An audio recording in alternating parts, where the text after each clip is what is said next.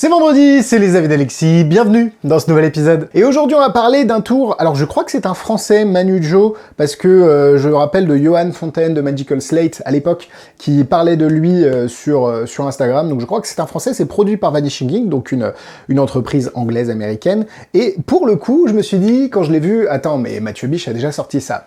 Et évidemment, faut savoir que de prime abord, je suis un connard, globalement, hein, pour retracer, et j'ai toujours mes idées préconçues. Bon, là où je suis moins un connard, c'est que quand je vois le produit, je comprends aussi les différences, et en l'occurrence, c'est vraiment différent, c'est vraiment intelligent, parce que en plus, quand j'ai vu le type de gimmick utilisé, j'ai toujours eu en tête, dans ma tête, je me disais, faut l'utiliser comme un gimmick, et là, Manu Joe a trouvé l'utilisation, je trouve, parfaite et complètement bluffante.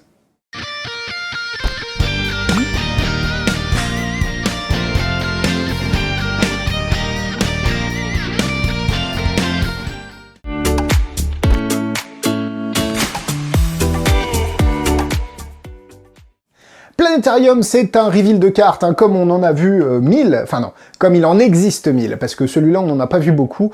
C'est mieux d'avoir 1000 reveals que 1000 forçages, hein, je sais plus si c'est des Vernon qui disaient ça. L'avantage ici, c'est qu'on peut l'avoir facilement sur soi, je reviendrai là-dessus dans les points positifs. Vous forcez une carte, on va pas se cacher, on est entre magiciens, ce sera toujours la même en l'occurrence, et vous avez une petite carte ici trouée, plein de trous, et au final vous prenez le téléphone d'un spectateur, vous passez la lampe torche dessus, et les trous, l'ombre des trous va former, au départ c'est une constellation, et ensuite ça va être la carte du spectateur. Les trous vont uniquement rester pour former le 3 de cœur en l'occurrence ici. C'est hyper sympa, et surtout très malin dans l'exécution.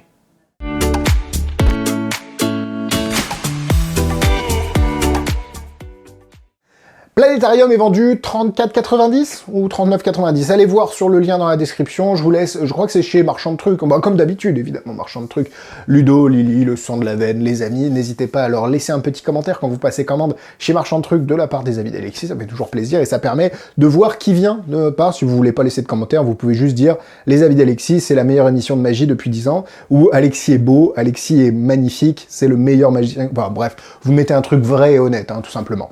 Voilà, j'espère que le mec est mégalo, absolument. Évidemment, vous mettez un petit commentaire, vous faites vos commandes magiques chez Ludo et Lily de Marchand de Trucs parce que c'est eux qui soutiennent les avis et ça fait toujours plaisir.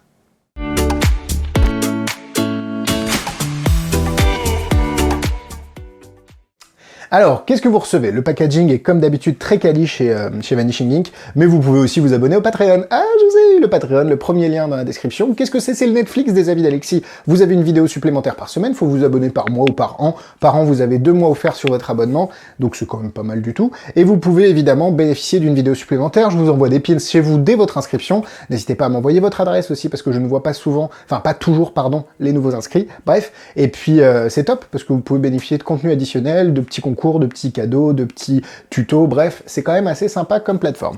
À l'intérieur, pour revenir à Planétarium, vous allez recevoir la carte, alors attends, est-ce que j'ai flashé? Je pense pas. Et vous allez recevoir la carte là-dedans, la petite vidéo explicative, toute simple, toute bête, et vous allez recevoir donc votre carte, avec des petites protections, parce que, à mon avis, c'est découpé au laser, il y a toujours un petit film de protection des deux côtés, et vous allez recevoir le gimmick. Le gimmick est très ingénieux, pas mécanique, pour dire, parce que moi j'aime bien les gimmicks mécaniques, mais là en l'occurrence c'est pas le cas, mais c'est très simple, ça pourrait être un Tenyo. Honnêtement, ça pourrait être un Tenyo, c'est super intelligemment pensé, et c'est surtout pratique, vraiment pratique. Alors ça demande plus de manipulation que par exemple le tour de Mathieu Biche avec la carte postale, avec les trous ou autre, parce que là vous allez devoir avoir un gimmick supplémentaire avec vous, si je dois m'exprimer ainsi, mais c'est vraiment pratique, c'est vraiment quali, et c'est surtout simple, c'est pas compliqué, pour le coup ça marche très bien. Alors plutôt sur des iPhones, non pas qu'il y ait un truc sur iOS ou quoi que ce soit, mais c'est la façon dont est fabriqué l'iPhone, surtout au niveau du flash, qui va vous permettre de, je trouve, plus facilement intégrer le gimmick, ou en tout cas l'utiliser. Là où sur des Android ou autres, pour le coup, chaque téléphone a sa propre organisation d'appareil photo et de flash, et du coup, des fois, ce sera un peu plus simple que d'autres. Mais en tout cas, pour une trentaine d'euros, je suis très satisfait de ce que j'ai reçu.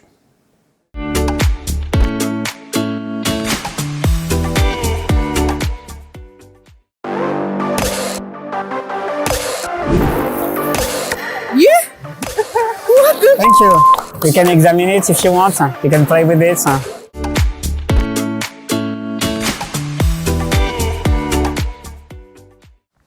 Et nous, on part sur les points négatifs. Alors, comme je l'ai dit, ça va être tout le temps la même carte, à moins que dans le futur, si le produit cartonne, ils produisent d'autres petites cartes comme ça avec d'autres reveals, vous ne pouvez pas l'adapter. Hein. C'est fabriqué tel que, oui, c'est fabriqué de manière à révéler tout le temps le 3 de cœur.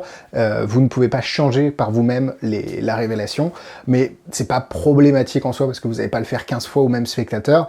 Vous avez aussi besoin d'un gimmick supplémentaire. C'est pas tout self-contained, comme on pourrait le voir sur d'autres effets. Vous n'avez pas que ça à avoir, même si l'autre gimmick est tout petit et peut se camoufler facilement, ça reste quelque chose à avoir en supplément sur vous. Mais à part ça, c'est vraiment les deux seules limitations que vous pouvez faire, à part le besoin de le faire dans le noir. Mais c'est même en plein jour, dans une pièce plutôt sombre, entre guillemets, ou dans un restaurant, vous pouvez facilement le faire sur la table ou n'importe où, de manière à ce que le spectateur voit bien les trous. Donc c'est quand même pas trop limitant au niveau des conditions dans lesquelles vous pouvez le faire. Donc on passe au point positif. Il y en a beaucoup, vous pouvez l'avoir dans votre portefeuille à tout moment, que ce soit la carte ou le gimmick, ou les deux en même temps, hein. Vaut mieux, à mon avis, stocker les deux. Je trouve que c'est très marrant, très intelligent. Par rapport à d'autres typologies, enfin, types d'effets similaires, vous n'avez rien qui bouge sur cette carte. Cette carte peut être complètement examinée au besoin, et l'avantage, c'est que le spectateur peut ensuite prendre son téléphone, avec lequel, je vous rappelle, vous avez fait l'effet, et s'amuser avec, il ne trouvera rien. Il n'arrivera pas à faire ce que vous avez fait. Donc ça, j'aime beaucoup le fait de pouvoir réaliser quelque chose et de sans tricher apparemment, parce que vous trichez un petit peu, mais vous lui laissez la carte, il n'y a pas de change, hein, et lui peut réessayer sans succès. Vous utilisez évidemment le téléphone du spectateur, ça c'est génial, parce que pour le coup, vous pouvez vraiment n'avoir rien sur vous à part un jeu de cartes, et puis surtout, le téléphone du spectateur, il se doute bien que c'est pas truqué.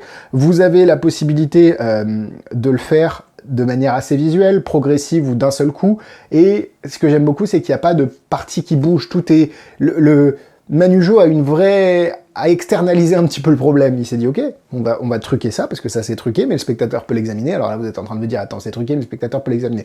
Oui, et on va externaliser un peu le problème, et derrière on va faire un truc. Alors, sous certaines conditions de lumière, il se peut que, dans un certain sens et tout, vous puissiez le voir, mais ça, c'est plus vous qui le savez, et le spectateur, lui, va pas s'attarder forcément là-dessus. J'aime beaucoup l'objet. Alors, certains vont dire que cet objet ne ressemble à rien, et au final, n'a pas d'explication rationnelle. Je suis pas forcément d'accord. Vous pouvez très bien dire que c'est un objet, en fait, si vous le calez la nuit sur certaines étoiles, vous savez, en fait, le positionnement d'autres étoiles. Vous pouvez vraiment, on est sur le côté planétarium, astrologie, étoiles, etc. Je pense qu'il y a vraiment facilement moyen de trouver une explication un petit peu rationnelle et en tout cas acceptable pour les spectateurs sur cet objet-là. Bref, je suis très content. Franchement, je m'attendais pas à grand-chose. Connaissant les produits de Mathieu B, je me suis dit, attends, mais comment il va faire? Parce que ça existe déjà. En fait, oui, ça existe déjà, mais je trouve que la solution de Manujo est assez élégante et puis plutôt pratique parce vous pouvez la laisser à l'examen et c'est vraiment, vraiment intelligent. Vraiment. Donc pour moi, est-ce que je vais le mettre dans mon portefeuille? Mon portefeuille, il commence à être épais comme ça. Je pense que c'est quelque chose que je pourrais mettre dans mon portefeuille. Honnêtement. Moi, je vais lui mettre 4 cœurs. Niveau difficulté, il y a un petit peu de manipulation. Outre le forçage de la carte, vous avez un petit truc à rajouter, à empalmer, à faire comme ça. Ça se fait assez bien hein, dans la manip, mais ça va demander un petit peu de travail, rien de bien compliqué. Et puis surtout, avec de l'entraînement, si vous avez déjà des bases un petit peu en pièces, même si c'est pas nécessaire, ça va être assez facile. 2 étoiles.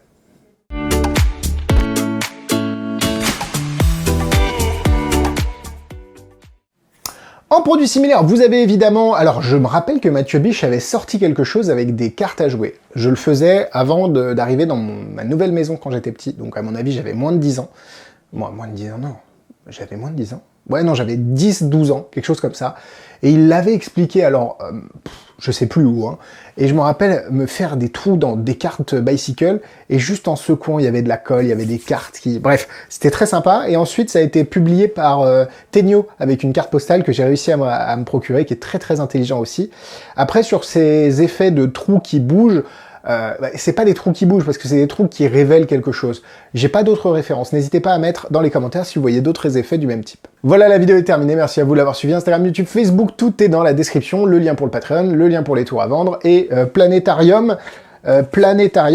Alors, pas du tout un jeu de mots, mais ça me fait penser à la géode de la Villette, où j'allais avec mes grands-parents. Et petit souvenir nostalgique pour le coup. C'est pas un planétarium la géode, hein, mais je me rappelle que c'est un truc un peu rond. Ou alors je confonds avec le futuroscope. Ma mémoire me joue des tours des fois. Bref, n'hésitez pas à me trouver un commentaire un peu marrant avec planétarium, tarium, rium, planétarium arrangé. Non, hein, pas ouf. Bon allez, à la semaine prochaine. Mardi sur le Patreon, vendredi sur YouTube. Bisous bisous.